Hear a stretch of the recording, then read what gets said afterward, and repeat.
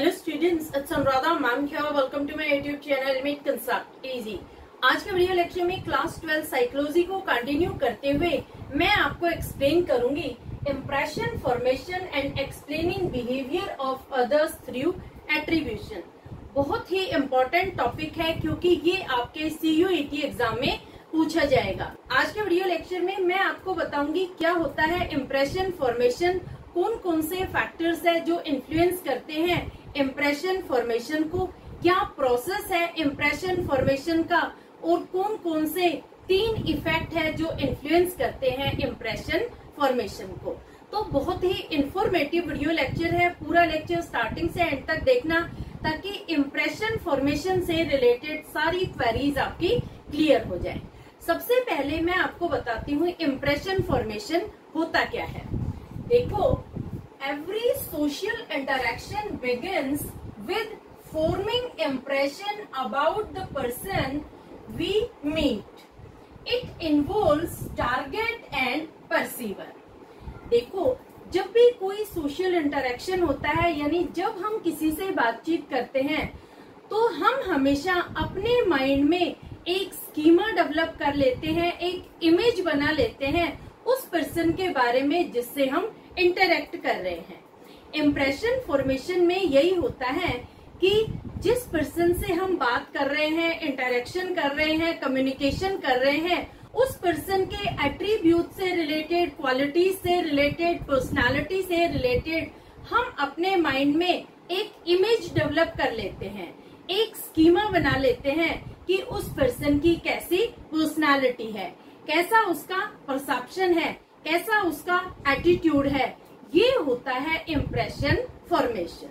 तो देखो, यही लिखा है मैंने, every social interaction begin with forming impression about the person whom we meet। जिस पर्सन से हम मिलते हैं, जिससे हम बातचीत करते हैं, जिससे इंटरेक्शन करते हैं, सोशल इंटरेक्शन करते हैं, वहां पर हम एक इमेज डेवलप कर रहे हैं अपने माइंड में, एक स्कीमा बना रहे हैं, एक आउटलाइन बना रहे हैं उस पर्सन से रिलेटेड। और जो इमेज हमने डेवलप की है उसकी पर्सनालिटी से रिलेटेड, उसके एटीट्यूड से रिलेटेड, उसके बिहेवियर से रिलेटेड, उसे हम अपने माइंड में स्टोर कर लेते हैं। ये होता है इम्प्रेशन फॉर्मेशन।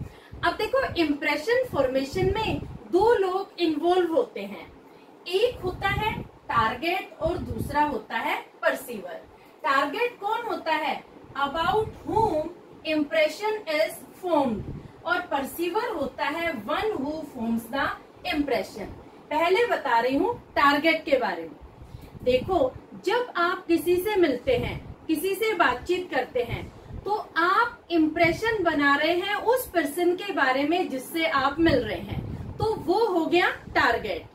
दूसरा है परसीवर। परसीवर होता है जो इम्प्रेशन बनाता है, यानी आप इम्प्रेशन डेवलप कर रहे हैं, आप एक इमेज बना रहे हैं, एक स्कीमा बना रहे हैं, तो आप हो गए परसीवर। अब देखो, परसीवर और टारगेट ये कोई भी हो सकते हैं। जब आप इंटरव्यू देने जा रहे हैं तो आप टारगेट बन जाएंगे, लेकिन जब आप इंटरव्यू लेने जा रहे हैं तो आप परसीवर बन जाएंगे। तो ये डिपेंड होता है सिचुएशन पर। क्लियर? अब देखो, मैं आपको एक एग्जांपल से एक्सप्लेन कर रही हूँ कि कौन कौन से फैक्टर होते हैं जो इम्प्रेशन फॉर्मेशन को इन्फ्लुएंस करते हैं। एक एग्जांपल लेते हैं कि आपके स्कूल में एक नई टीचर आई है, तो यहाँ पर देखो, जो टीचर है वो क्या है? टारगेट। और आप कौन है? आप हैं परसीवर, क्योंकि आप टीचर के बारे में इम्प्रेशन फॉर्म कर रहे हैं। तो देखो, एग्जाम्पल मैंने लिया है forming impression about new teacher. नई टीचर आपके यहाँ अपॉइंट हुई है, आप इम्प्रेशन फॉर्म कर रहे हैं टीचर के बारे में कि टीचर कैसी है। तो देखो, इसमें कुछ फैक्टर्स हैं। पहला फैक्टर आता है अवेलेबल इंफॉर्मेशन, जिसमें हम एग्जाम्पल ले सकते हैं teaching and personality of teacher. देखो, जो भी इंफॉर्मेशन आपके पास अवेलेबल है, आप उन सारी इंफॉर्मेशन को परसीव करते हैं, उन्हें आप माइन्यूटली ऑब्जर्व करते हैं और उसके बाद इम्प्रेशन फॉर्म करते हैं टीचर के बारे में। जैसे टीचर की जो टीचिंग स्टाइल है, टीचिंग मेथड है, वो कैसा है, उसे आप ऑब्जर्व कर रहे हैं। टीचर की पर्सनालिटी कैसी है, क्या इम्प्रेसिव पर्सनालिटी है, टीचर का एटीट्यूड कैसा है, उसका बिहेवियर कैसा है, उसका परसेप्शन कैसा है। तो ये जितनी भी इंफॉर्मेशन आपके पास अवेलेबल होती है उनके बेस पर आप इम्प्रेशन फॉर्म कर रहे हैं टीचर के बारे में। दूसरा फैक्टर आता है सोशल स्कीमास, जिसमें एग्जांपल ले सकते हैं आइडियल टीचर क्वालिटीज। देखो, हर इंसान के माइंड में कुछ सोशल स्कीमास डेवलप होते हैं अबाउट पर्टिकुलर पर्सन और अबाउट पर्टिकुलर सिचुएशन। जैसे हम टीचर का एग्जांपल ले रहे हैं, तो टीचर के लिए आपके माइंड में जो सोशल स्कीमा डेवलप्ड है, जो स्टीरियोटाइप एटीट्यूड डेवलप है, वो क्या है कि टीचर आइडियल होना चाहिए, वो एक रोल मॉडल होना चाहिए, वो एक अच्छा ऑरेटर होना चाहिए, उसका नेचर हेल्पफुल होना चाहिए, फ्रेंडली होना चाहिए, वो एम्पैथेटिक होना चाहिए, एडेप्टेबल होना चाहिए। तो इस तरह की सारी आइडियल क्वालिटीज जो टीचर की होती है वो उस टीचर में आप देखने की कोशिश करते हैं, और अगर वो सारी क्वालिटीज टीचर में प्रेजेंट होती हैं तो आप उस टीचर के लिए पॉजिटिव इम्प्रेशन फॉर्म करते हैं। क्लियर? तीसरा फैक्टर आता है परसीवर्स पर्सनालिटी, एक्सेप्टिंग और क्रिटिक। देखो, हर इंसान का अलग अलग नेचर होता है, अलग अलग एटीट्यूड होता है, अलग अलग परसेप्शन होता है।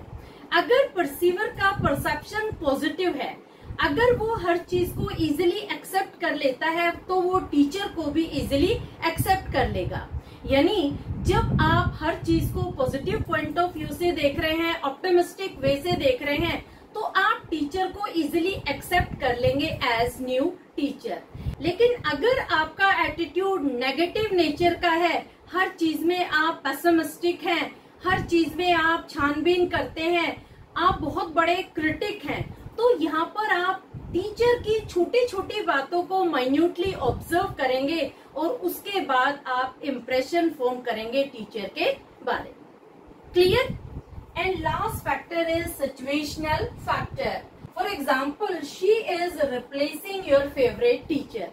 अब देखो, कई बार जो इम्प्रेशन फॉर्मेशन है वो सिचुएशन पर भी डिपेंड करता है। जैसे जो टीचर आपकी नई अपॉइंट हुई है वो आपके फेवरेट टीचर को रिप्लेस करके आई है, तो यहाँ पर नई टीचर के लिए आपका नेगेटिव इम्प्रेशन फॉर्म होगा, क्योंकि आप तो पुरानी टीचर को पसंद करते थे, पुरानी टीचर को रिप्लेस करके नई टीचर को अपॉइंट किया है, तो नई टीचर के लिए आपका नेगेटिव एटीट्यूड होगा, नेगेटिव परसेप्शन होगा और आपका नेगेटिव ही इम्प्रेशन। क्लियर? तो ये डिपेंड करता है परसीवर की सिचुएशन पर, परसीवर की पर्सनालिटी पर, परसीवर की इमेज पर, और परसीवर के पास जो भी इंफॉर्मेशन अवेलेबल है उसके बेस पर वो टारगेट के लिए इम्प्रेशन फॉर्म करता है। क्लियर? अब देखो, जब नई टीचर अपॉइंट हो रही है तो आप तो हो गए परसीवर और टीचर हो गई टारगेट, क्योंकि आप टीचर के बारे में इम्प्रेशन फॉर्म करेंगे। तो आपको समझ में आए, 4 फैक्टर हैं जो इन्फ्लुएंस करते हैं परसीवर के इम्प्रेशन फॉर्मेशन को, जो वो बना रहा है टारगेट के लिए। कौन कौन से फैक्टर्स हो गए? पहला फैक्टर हो गया अवेलेबल इंफॉर्मेशन, दूसरा फैक्टर हो गया सोशल स्कीमा, तीसरा फैक्टर हो गया परसीवर्स पर्सनालिटी, और चौथा फैक्टर हो गया सिचुएशनल फैक्टर्स। तो सारे फैक्टर आपको समझ में आ गए। अब मैं आपको बता रही हूँ प्रोसेस ऑफ इम्प्रेशन फॉर्मेशन, क्या प्रोसेस है, क्या स्टेप्स होती हैं इम्प्रेशन को फॉर्म करने के लिए। तो देखो, प्रोसेस ऑफ इम्प्रेशन फॉर्मेशन में 3 स्टेप आती है। पहली है सिलेक्शन, दूसरी है ऑर्गेनाइजेशन और तीसरी है इन्फ्लुएंस। पहले हम बात करते हैं सिलेक्शन का। सिलेक्शन में relevant information is selected and irrelevant information is ignored. देखो, यहाँ पर हम जॉब इंटरव्यू का एग्जांपल लेके चलते हैं। जब आप इंटरव्यूई बन के जाते हैं इंटरव्यूअर के सामने, तो आप बहुत सारी इंफॉर्मेशन प्रोवाइड करते हैं इंटरव्यूअर को। इंटरव्यूअर कौन है? वो है परसीवर, क्योंकि वो इम्प्रेशन फॉर्म कर रहा है आपके बारे में, और आप कौन है? आप है टारगेट।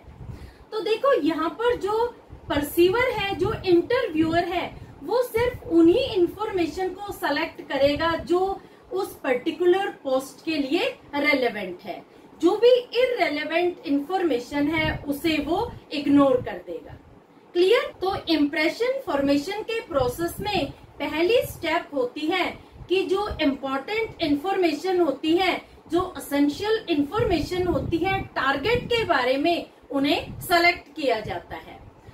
दूसरी स्टेप आती है ऑर्गेनाइजेशन। ऑर्गेनाइजेशन में selected informations are arranged in sequence. देखो, जो इंटरव्यूअर है उसने आपके बारे में बहुत सारी इंफॉर्मेशन गैदर कर ली। अब वो क्या करेगा कि उन सारी इंफॉर्मेशन को वो एक प्रॉपर ऑर्डर में सेट करेगा, एक सीक्वेंस में लगाएगा। जो इंफॉर्मेशन प्रायोरिटी पर रखी जानी है उन्हें वो टॉप पर रखेगा, और जो इंफॉर्मेशन कम इम्पोर्टेंट है, जो लीस्ट इम्पोर्टेंट है, उन्हें वो बॉटम में प्लेस कर देगा। यानी वो सारी इंफॉर्मेशन को डिसेंडिंग ऑर्डर में अरेंज करेगा, टॉप प्रायोरिटी पर रखेगा वो इंफॉर्मेशन जो मोस्ट रेलेवेंट है उस जॉब के लिए, और धीरे धीरे वो लेस रेलेवेंट इंफॉर्मेशन को अरेंज करता हुआ बॉटम में उन इंफॉर्मेशन को रखेगा जो लीस्ट इम्पोर्टेंट है। तो समझ आया? सेकंड स्टेप होती है इम्प्रेशन फॉर्मेशन की ऑर्गेनाइजेशन। जो भी सिलेक्टेड इंफॉर्मेशन होती है उन्हें एक सीक्वेंस में, एक प्रॉपर फॉर्मेट में ऑर्गेनाइज किया जाता है। और थर्ड स्टेप आती है इन्फ्रेंस। इन्फ्रेंस का मतलब होता है ड्रॉइंग कंक्लूजन। अब देखो, जो इंटरव्यूअर है उसने सारी इंफॉर्मेशन एक प्रॉपर वे से, एक प्रॉपर सीक्वेंस में अरेंज कर दी। अब वो क्या करेगा कि आपके बारे में कंक्लूजन ड्रॉ करेगा, वो डिसाइड करेगा, रिजल्ट निकालेगा कि क्या आप उस जॉब के लिए सुटेबल हैं, जिस जॉब के लिए आपने अप्लाई किया है। वो इन्फ्रेंस निकालेगा, वो कंक्लूजन ड्रॉ करेगा on the basis of organised information. Clear? तो इम्प्रेशन फॉर्मेशन में 3 स्टेप होती है। इस प्रोसेस में हम 3 स्टेप्स यूज करते हैं। पहली स्टेप में क्या होता है कि जो इम्पोर्टेंट इंफॉर्मेशन है क्लाइंट से रिलेटेड, टारगेट से रिलेटेड, वो सारी सेलेक्ट की जाती है। दूसरे स्टेप में क्या करते हैं कि जो भी टारगेट की सेलेक्टेड इंफॉर्मेशन है उन सबको एक प्रॉपर फॉर्मेट में, प्रॉपर सीक्वेंस में अरेंज किया जाता है, ऑर्गेनाइज किया जाता है।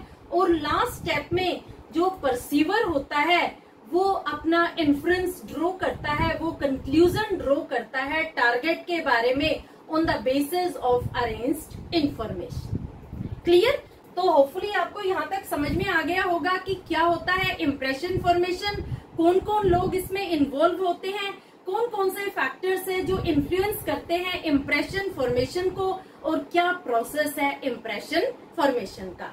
इन सबका एक स्क्रीनशॉट ले लो। अब मैं आपको 3 इफेक्ट्स बता रही हूँ दैट इन्फ्लुएंस इम्प्रेशन फॉर्मेशन। पहला इफेक्ट है प्राइमेसी इफेक्ट, दूसरा है रिसेंसी इफेक्ट, और तीसरा है हेलो इफेक्ट। क्या होता है primacy effect? Information presented for first has strong impact. For example, first impression is the last impression. देखो, जो इंफॉर्मेशन सबसे पहले प्रेजेंट की जाती है उसका स्ट्रॉन्ग इम्पैक्ट होता है परसीवर के माइंड पर। ऐसा कहा भी जाता है कि first impression is the last impression. जो इमेज आपने सबसे पहले परसीवर के माइंड में डेवलप की है वही आपकी लास्ट इमेज होगी उसके माइंड में। जैसे देखो, हम एग्जाम्पल से समझते हैं।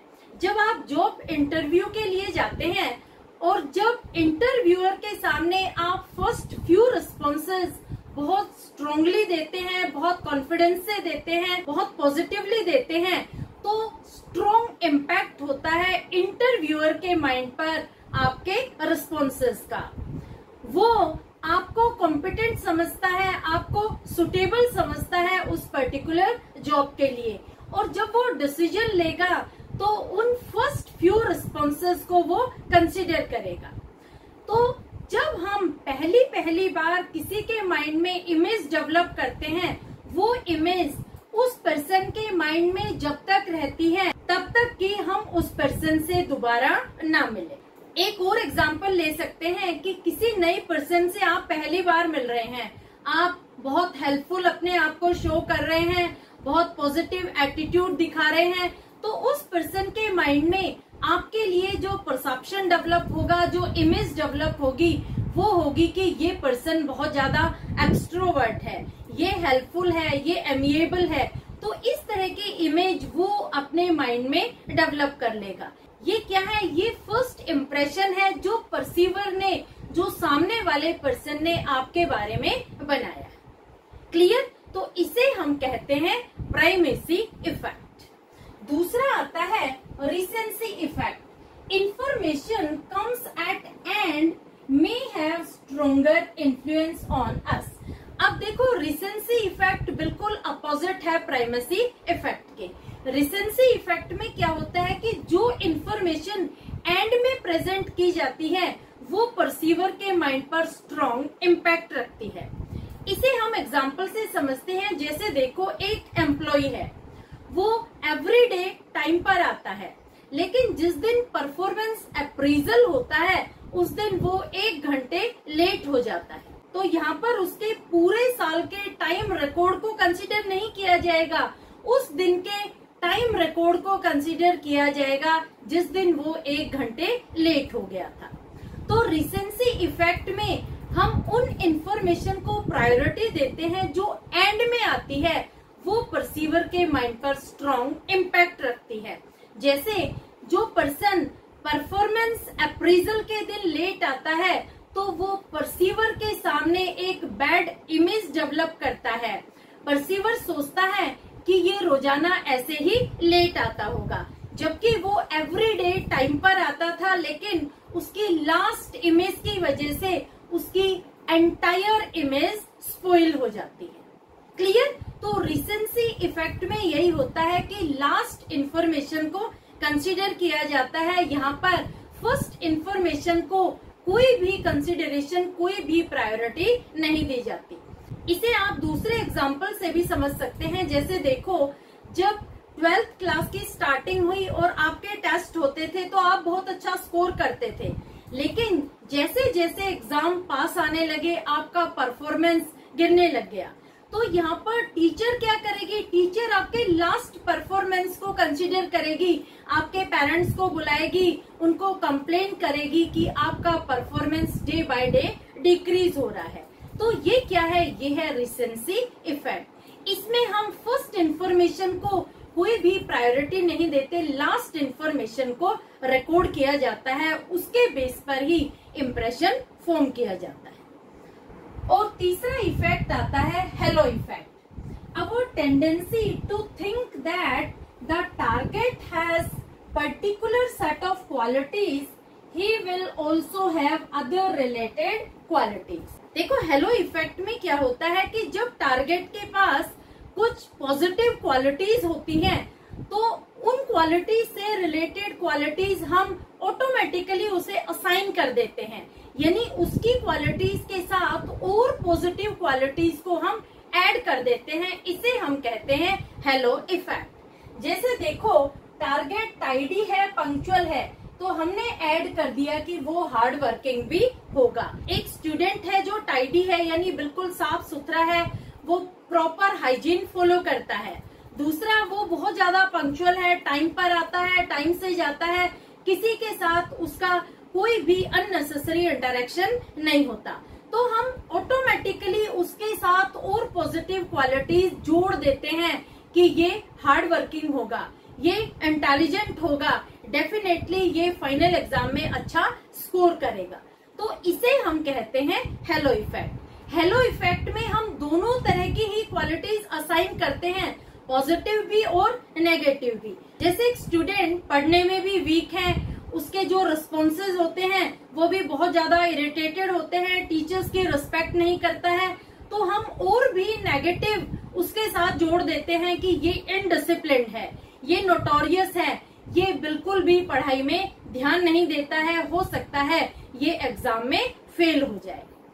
तो हेलो इफेक्ट में यही होता है कि जैसी क्वालिटीज पर्सन पजेस करता है, क्लाइंट पजेस करता है, उससे रिलेटेड क्वालिटीज ही हम ऐड कर देते हैं, चाहे वो क्वालिटी पॉजिटिव हो या फिर नेगेटिव। क्लियर? तो होपफुली तीनों इफेक्ट आपको समझ में आ गए होंगे जो इम्प्रेशन फॉर्मेशन को इन्फ्लुएंस करते हैं। ये बहुत ही इंपॉर्टेंट टॉपिक है, आपके CUET एग्जाम में जरूर पूछा जाएगा। लिंक अपने फ्रेंड्स को भी शेयर कर देना ताकि उनकी भी इम्प्रेशन फॉर्मेशन से रिलेटेड क्वेरीज क्लियर हो जाए। कल मैं आपको एक्सप्लेन करूंगी एट्रीब्यूशन। क्लियर? होपफुली आपको समझ में आ गया होगा impression formation. Thank you so much.